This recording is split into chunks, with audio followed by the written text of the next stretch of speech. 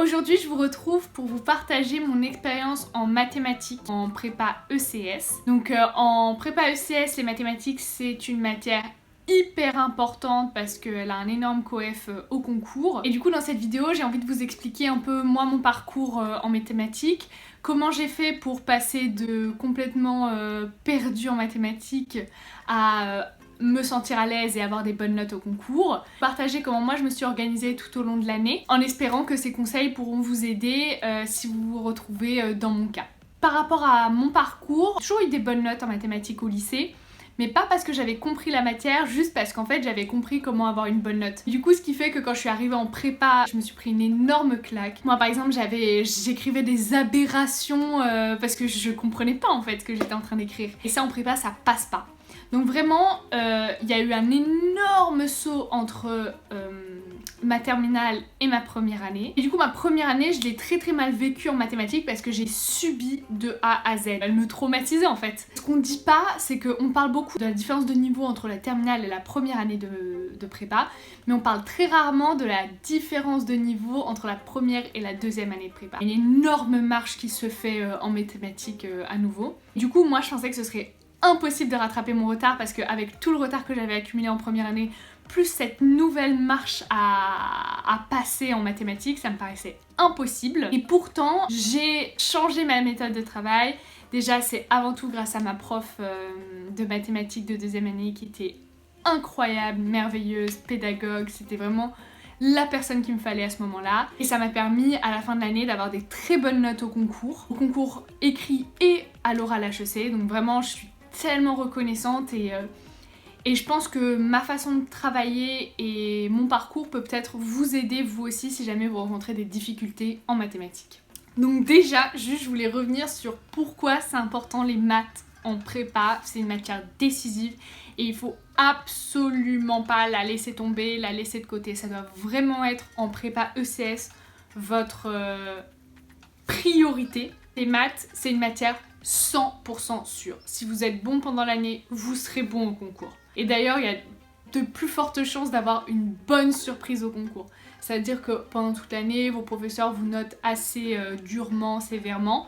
Et juste au concours, bah là, vous allez pouvoir vous démarquer. Donc vraiment, c'est une matière sûre parce que les notes au concours reflètent votre niveau, ce qui n'est pas du tout le cas pour les matières à dissertation. C'est une matière qui va vous former au-delà de juste les maths en fait. La rigueur que vous allez acquérir en maths pendant ces 2 années va vous aider dans vos dissertations pour être super rigoureux. Surtout moi j'avais trouvé en philo, en culture G, c'est vraiment les maths qui m'ont donné cette rigueur de raisonnement. Elle va vous aider en langue, dans les traductions, parce que vraiment les traductions en fait c'est des maths, c'est du raisonnement, c'est de la rigueur. Les maths ça fonctionne énormément aussi à la prophétie autoréalisatrice. Plus vous êtes bon en maths, plus vous serez bon. Et inversement, plus vous paniquez en maths, plus vous allez paniquer. Ça donne tellement de confiance en soi de commencer à comprendre les maths que c'est vraiment un cercle vertueux. Donc mes conseils pour y arriver, ou du moins ce que moi j'ai mis en place pour progresser en mathématiques. Tout d'abord, c'est une histoire de volonté. Vraiment de volonté et d'état d'esprit. Parce que je sais que je suis arrivée en première année en me disant je comprends rien en mathématiques et du coup j'ai rien compris. Et en deuxième année, je me suis dit ok, c'est pas possible de passer une deuxième année comme ça, surtout que moi j'étais pas du tout à l'aise en géopolitique, donc je me suis dit que si je progressais pas en mathématiques, le concours ça allait être vraiment difficile pour moi. Donc vraiment je me suis dit il faut que ça devienne ma matière, et comme je vous disais c'est une prophétie autoréalisatrice.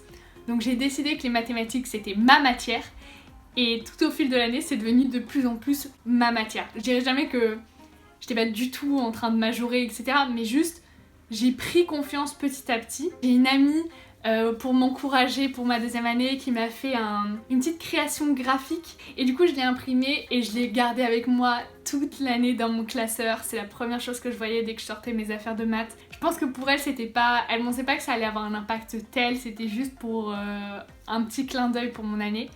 Mais en fait, ça a directement, dès le début de l'année, ça m'a mis dans la bonne mood. Le deuxième conseil que j'ai à donner, c'est prendre conscience de l'importance du cours. Tout est dans le cours. Le cours, il faut l'apprendre par cœur et on peut pas déroger à la règle. Et c'est vrai qu'en première année, je me cachais derrière des fiches, derrière plein d'exercices à faire, derrière des trucs comme ça, parce qu'en fait j'avais pas envie de me mettre face au cours et de me rendre compte que je comprenais rien. Du coup je passais mon temps à faire des fiches, à résumer le cours. Parce qu'en fait le cours c'est déjà un résumé de ce que vous avez à apprendre. Donc en fait il faut apprendre son cours, apprendre son cours, apprendre son cours. Et ça c'est ma prof de maths qui nous a tellement mis ça dans la tête qu'en fait j'avais plus le choix. Et du coup j'ai appris mon cours. Et en fait ça m'a changé la vie. Ça a vraiment changé ma vie. Apprendre son cours, ça te permet en fait de comprendre les règles et ensuite de pouvoir jouer. Les exercices, tu peux y arriver si tu as compris ton cours et tu as appris ton cours. Si tu connais pas les règles du jeu, si tu connais pas tes formules, si tu connais pas les définitions, si tu connais pas tes propriétés, t'es bloqué dans l'exercice. C'est pas une question d'intelligence, c'est pas une question de raisonnement, c'est déjà juste une question de connaissance en fait. Et plein de fois, moi je me retrouvais dans des exercices à pas connaître ma formule, pas connaître ceci, pas connaître cela. Et du coup, je pouvais pas jouer avec les autres. Et du coup, je m'inventais des excuses en me disant ouais, mais je comprends rien, etc. Alors qu'en fait, non, il fallait juste que j'apprenne mon cours.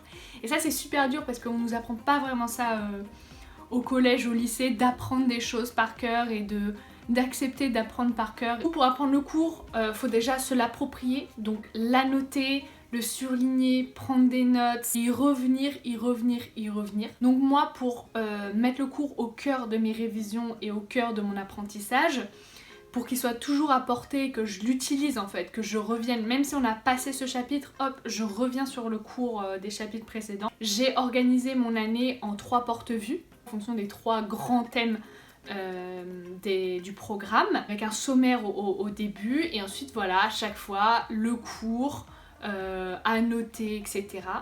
Donc pas de fiches pour résumer le cours parce que ton cours normalement s'il est bien fait et il est sûrement bien fait, il n'y a pas besoin de ficher.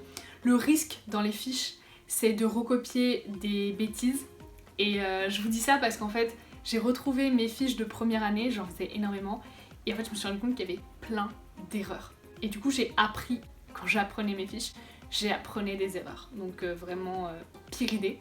Et du coup, la seule fiche qui est autorisée, c'est, et ça c'est un bon conseil que m'a donné ma prof de maths, c'est en fait une fiche qui reprend le plan du cours.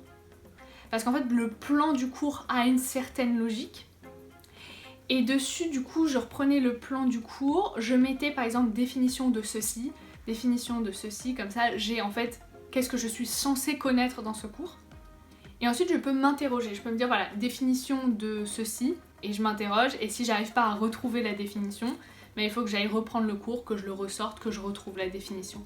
Et c'est jamais une perte de temps de devoir ressortir le cours et d'aller chercher, parce que si on connaît pas, c'est qu'il faut le réapprendre. Ça m'a pas mal aidé, surtout pendant les révisions. Le 3e conseil que j'ai à donner, c'est apprendre de ses erreurs. En fait, vos erreurs, c'est là où vous allez vraiment apprendre quelque chose en fait, parce que ça veut dire que vous vous êtes trompé, que vous n'avez pas compris quelque chose, que cette lacune est identifiée, et que du coup si vous allez consolider cette lacune en reprenant votre cours, en trouvant la solution et en comprenant, vous n'allez plus jamais l'oublier, parce qu'en fait ça vous a un peu traumatisé cette erreur. En reprenant CDM, CDS, vos cols, c'est là où vous allez vraiment progresser.